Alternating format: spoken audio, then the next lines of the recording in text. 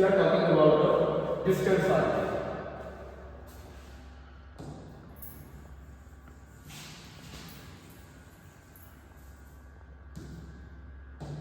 The point P, the coordinate of P x1, y1, and the Q point, the coordinate of Q point is x2, y2. These are the 2 points P and Q, and we are interested to find the distance between the P and Q. तो देखिए क्या करेंगे, this is the point P and Q. अगर मैं यहाँ से perpendicular draw करूँगा x axis पे, then we also know that if the point x1, y1, that means the distance from the origin in the direction of x axis is x1. ये distance आपकी x1 हो जाती है. And if we are drawing a perpendicular on the y axis, then the distance is y1.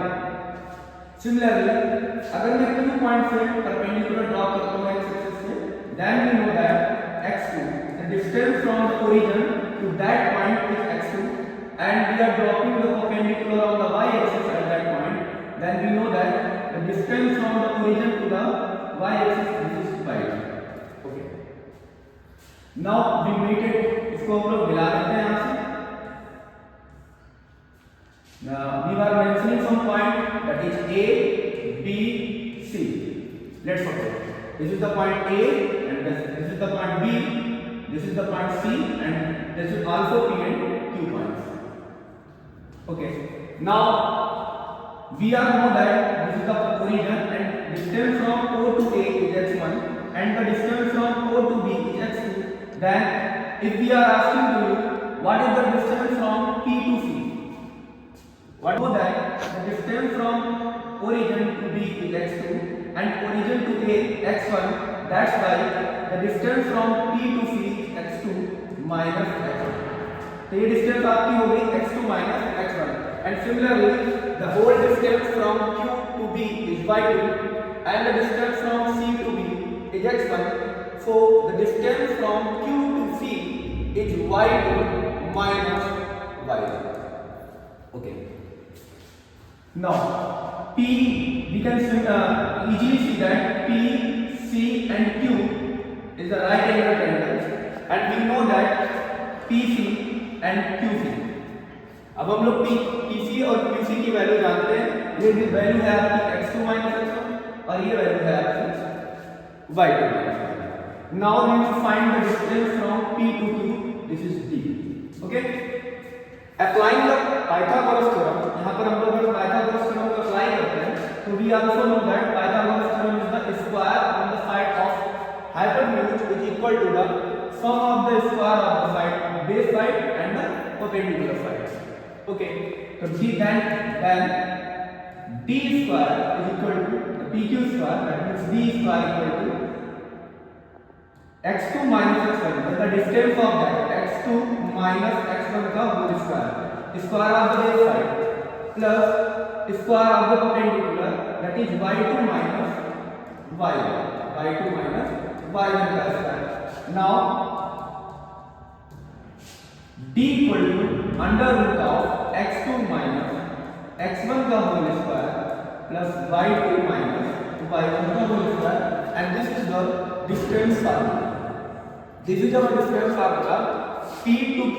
If we are interested to find the distance from the point P to point Q, then the formula is PQ equal to under root x2 minus x1 का whole square plus y2 minus y1 का whole square. हम लोग इस फार्मूले का use करते हुए दो पॉइंटों के बीच के डिस्टेंस को आसानी से निकाल सकते हैं, और this is the provement of this formula. इस आइडेंटिटी को आप इस तरीके से प्रूव कर सकते हैं. Now, next we are moving on the next, and our next topic is section formula. Section formula, as we are moving from the name section, that means बंटवारा. किसी भी line PQ, as we are taking a line,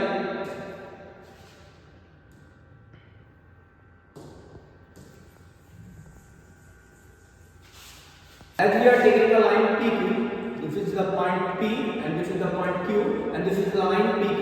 The coordinate of P is x1, y1, similarly, and the point of Q is x2, P के point x1, y1 है और Q के point x2, y2। Okay, now if there is a point S, अगर मान लेते हैं इस PQ line पर कोई पॉइंट S है जो कि इस लाइन को किसी रेशियो n में डिवाइड कर रहा है, the point S which divide the line PQ in m ratio n। now same, अगर मैं यहाँ पर परपेंडिकुलर ड्रॉ करता हूँ तो सिमिलरली प्रीवियस टॉपिक के according this length is x1 and this is y1 and this length is whole length is x2 and this is whole length is y2। now meet this point to there, this is the point A, B, C, D। okay, now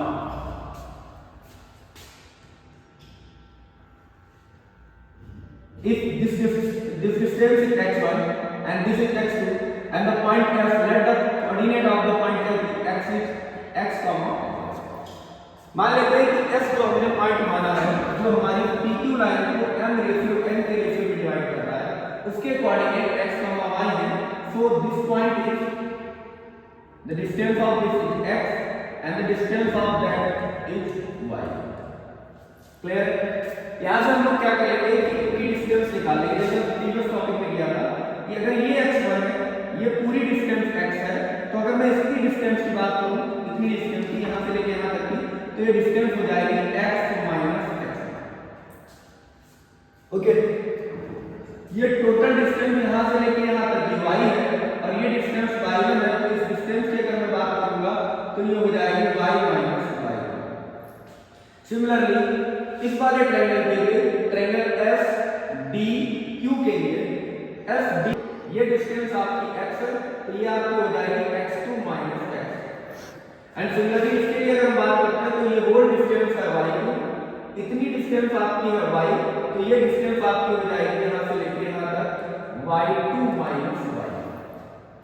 ये मैंने distance निकाल ली और जैसा कि आप previous topic से जानते हैं P, L और F, ये जो ट्रायंगल बन रहा है, ये और ये ट्रायंगल दोनों सिमिलर ट्रायंगल है। दोनों कैसे हैं? सिमिलर ट्रायंगल है। क्लियर? क्योंकि इन दोनों का स्लोप एक है और यहाँ पर दोनों के एंगल 90 डिग्री है, इसलिए ये दोनों सिमिलर ट्रायंगल बन जाते हैं। और we are going that this property of similar triangle, if two triangle are similar then their side are proportional. तो उनकी साइडें जो होती हैं वो प्रोपोर्शनल होती हैं। दैट मींस इसकी साइड को अगर लें तो m अपॉन n, हाइपोटेन्यूज इसका और इसका भी hypotenuse, that is equal to the base x minus x1 upon इसका बेस लिखिए x2 minus x is equal to the perpendicular y minus y1 upon y2 minus y। This is the ratio of the side. क्योंकि ये triangle आपस में similar थे, तो यहाँ से आप सिमिलरिटी की प्रॉपर्टी लगाते हुए इन साइडों की प्रोपोर्शनलिटी के रेशियो आप निकाल सकते हैं। अब आप इन दोनों साइडों को अगर कंसीडर करते हैं, इन दोनों रेशियो को कंसीडर कर लेते हैं, तो m upon n is equal to x minus x1 upon x2 minus x। And cross multiply जब आप करेंगे तो m x2 minus mx equal to nx minus nx1। Okay, now nx को आप इधर ले लेंगे तो mx2 माइनस इधर आएगा प्लस हो जाएगा nx1 is equal to nx plus mx। Okay, अब देखिए आपको यहाँ पर mx2 दिख रहा है प्लस nx1 इक्वल टू, यहाँ से आप x कॉमन ले सकते हैं तो आपके पास बन जाएगा m plus n। Okay, now इसको ट्रांसपोज कर दीजिए m प्लस n को। So we are getting x equal to mx2, that is mx2 plus nx1 upon the whole m plus n are transpose, then ये चला जाएगा आपका divide में, तो ये हो जाएगा m प्लस n। तो आपकी आइडेंटिटी यहाँ पर आ गई x equal to mx2 plus nx1 upon m plus n।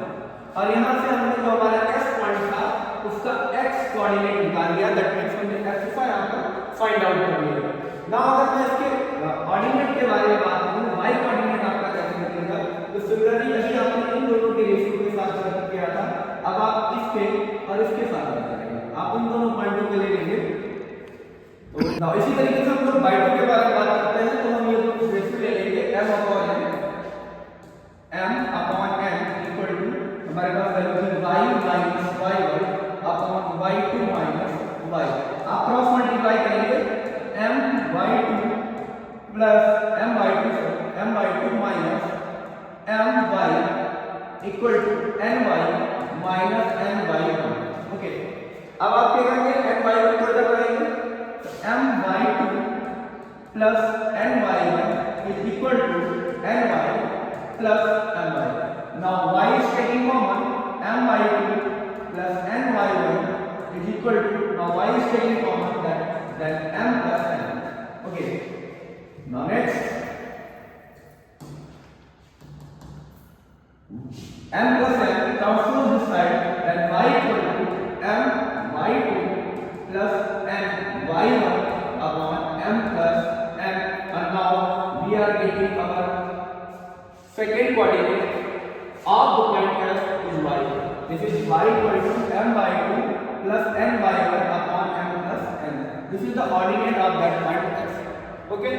So the our fraction formula is x equal to mx2 plus nx1 upon m plus n, and y equal to m by 2 plus n by 1 upon m plus n.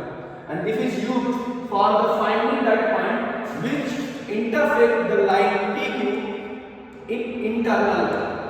ये उस point को निकालता है कि अगर कोई भी point PQ है और उसको कोई पॉइंट F अंदर से इंटरनली अगर डिवाइड कर रहा है किसी रेशियो m रेशियो n में, then we are using this identity, and if the points are dividing in externally, मान लीजिए P और Q पॉइंट जो है, ये हमारी P और Q लाइन है और इसको कोई S पॉइंट बाहर से कहीं से इंटरसेक्ट कर रहा है, एक्सटर्नली इंटरसेक्ट कर रहा है, तो आपका फार्मूला हो जाएगा x equal to mx2 minus mx1 upon, वो माइनस m से रिप्लेस हो जाएगा और ये एक्सटर्नली का फार्मूला बन जाएगा, externally division of the line का एक्सटर्नली डिवीजन हो जाएगा। Okay, now thank you for the class.